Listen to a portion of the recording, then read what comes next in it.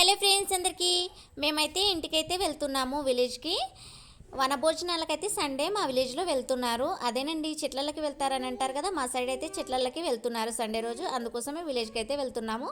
వెళ్ళే దారిలో అయితే మైజగండి టెంపుల్ ఉంటుంది. మా సైడ్ అయితే మైజగండి టెంపుల్కి, మైసమ్మ తల్లి టెంపుల్కి అయితే వచ్చాము. దర్శనం అయితే చేసుకుందామని అయితే వెళ్తున్నాము గుడి లోపలికి. ఇదైతే ఎంట్రన్స్. టెంపుల్ లోపలికి వెళ్ళడానికైతే ఈచ్ పర్సన్కి 10 రూపీస్ అలా తీసుకుంటారు. ఇంకా దేవత దగ్గరికి వెళ్ళాలంటే 100 రూపీస్ ఈచ్ పర్సన్కి అయితే తీసుకుంటారు. మేమైతే ఇంటికి వెళ్ళేటప్పుడు ఏదన్నా ఒక టెంపుల్కి అయితే వెళ్తాము. ఇప్పుడైతే మైజగండిలో మైసమ్మ తల్లి టెంపుల్కి అయితే వచ్చాము. చాలా ప్రశాంతంగా ఉంటుంది. టెంపుల్కి వెళ్తే ఆ ఫీలింగే వేరుంటుంది కదా.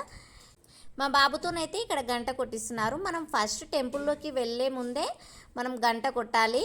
దర్శనం మొత్తం కంప్లీట్ అయిన తర్వాత బయటికి వెళ్ళేటప్పుడు అయితే గంట కొట్టొద్దు అని చెప్తూ ఉంటారు కదా. అలా కొడితే అయితే కోరికలు నెరవేరవు అని అంటారు. మరి ఇది ఎంతవరకు నిజమో అనేది నాకైతే తెలియదు. ఇంకా ఇప్పుడైతే కాళ్ళైతే కడుక్కొని కొబ్బరికాయ, ఇంకా కొన్ని ఫ్లవర్స్, బ్యాంగిల్స్ అయితే తీసుకొని అయితే లోపలికి అయితే వెళ్తున్నాము. ఇంటి నుంచి హైదరాబాద్ వెళ్ళేటప్పుడు అయితే అసలు టెంపుల్కి వెళ్ళాలంటే అంత టైమే ఉండదు. అందుకే హైదరాబాద్ నుంచి ఇంటికి వచ్చేటప్పుడే మేమైతే టెంపుల్కి వెళ్తాము. మనం టెంపుల్ లోపలికి వెళ్ళిన తర్వాత అయితే ఫస్ట్ ఎల్లమ్మ తల్లి ఉంటుంది. ఇక్కడనే ముడుపు కట్టుకుంటారు. గాజులు కానీ, పసుపు, కుంకుమ, కొబ్బరికాయ కూడా ఇక్కడనే కడతారు. చాలా వరకు ఇక్కడనే ముడుపు కట్టి కొబ్బరికాయ అయితే కొడతారు. మేమైతే ఆల్మోస్ట్ ఇక్కడనే కొడతాము. కొంతమంది అయితే బయట కూడా కొడతారు. ఇక్కడైతే మా బాబుతో హుండీలో మనీ వేయిస్తున్నాము. ఇక హుండీలో మనీ వేయించి పసుపు, కుంకుమ, ఫ్లవర్స్, బ్యాంగిల్స్, కొబ్బరికాయ కూడా ఇక్కడ కొట్టి అయితే దండం అయితే పెట్టుకున్నాము. ఇక్కడ మొత్తం మా బావనే పూజ చేశాడు. ఈ రోజు అయితే చాలా మంచి రోజు, ఏకాదశి. ఇంట్లో దీపం పెట్టుకోవడం వల్ల చాలా మంచిది. ఎల్లమ్మ తల్లి దగ్గర అయితే పూజ మొత్తం కంప్లీట్ అయింది. ఇక మా బాబుతోని కూడా దండం అయితే పెట్టించాను. దండం పెట్టుకొని అయితే మైసమ్మ తల్లి దగ్గరికి అయితే వెళ్తున్నాము.